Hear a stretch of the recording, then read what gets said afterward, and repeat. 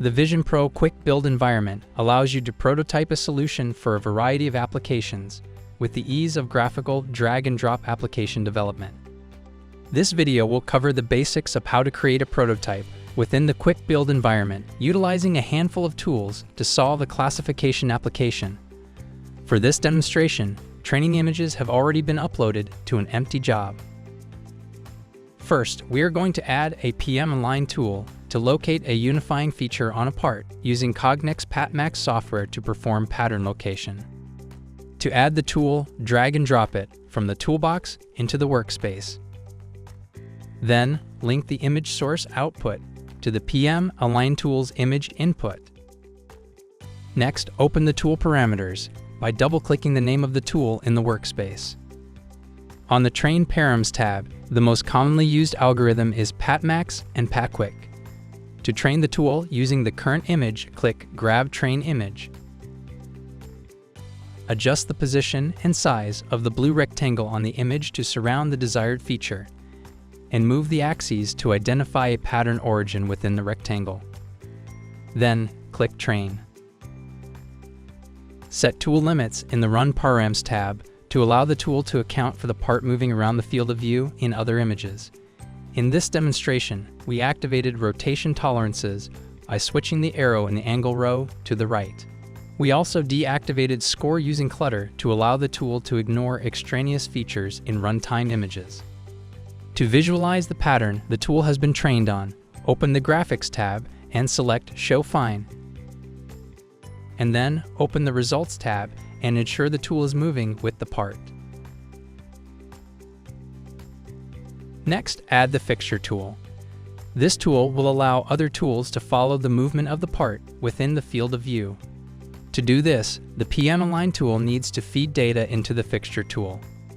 The Fixture tool will then produce an output image that is linked to the PatMax result coordinate system, and any tool that is run using this image will follow the position of the PatMax tool. The next tool we're going to add for this application is a Classify tool. Once the tool is added, link the Fixture tool's output to the Classify tool's input, and then open the Classify tool's parameters. Next, create a rectangular inspection region. Adjust its position and size as needed to surround your desired region of interest, which in this case is one of the blister pack cavities.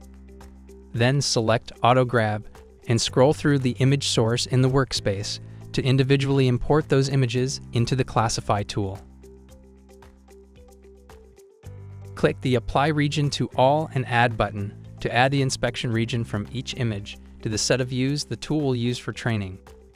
In this demonstration, there are only 15 images available for training, so to gather more views to train the Classify tool, we're creating 3 additional regions, so there is a region for each quadrant of the blister pack. Under the Train tab, start by configuring the classes. For this application, we are renaming the default classes OK and NG to Double and Next, as well as adding a third class named Missing.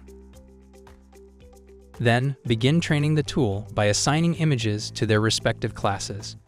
In this case, if there are 2 of the same pill, the image is assigned to the Double class. If there are 2 different pills, it's the Mix class. And if there are less than 2 pills in the cavity, it's assigned to the Missing class. As more images are labeled, the tool will begin to predict what class it thinks the image belongs to. Continue assigning images to their respective classes. This will either validate the predictions when they are right, or correct false predictions. When predictions seem to be right more often than they are wrong, move to the Training Data tab to speed up the training process. In the Training Data tab, all the views in the tool's training set will be categorized by class. The views under labeled images have been manually assigned to a class, whereas those under unlabeled images were categorized based on the tool's assumptions using its prior training. To label multiple views at once, verify all the tool's predictions in a class are correct. Then select all the views in that class. Choose the corresponding class from the Class drop-down menu and then click the Assign Class button. Repeat these steps with the remaining classes.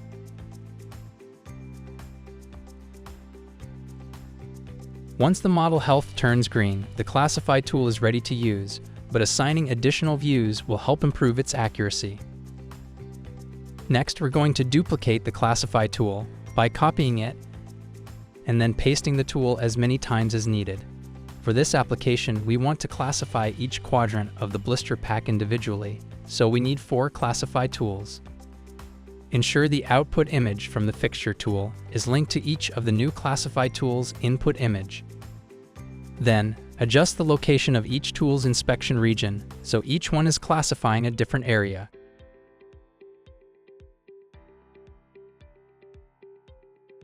Next, we are creating a form of feedback for the user by creating a graphic label for each quadrant that will tell them in simple text the class of each cavity in a blister pack. Once a graphic label tool is added, link the fixture tool's output image to the label's image input and the class output from one of the Classify tools to the label's input graphic label.text. Within the label's parameters, the text position, font, size, and color can be adjusted. The tool can then be copied and pasted, similar to the Classify tool. Ensure the correct inputs and outputs are linked for each of the duplicate label tools, and open the tool's parameters to adjust the position for each label individually.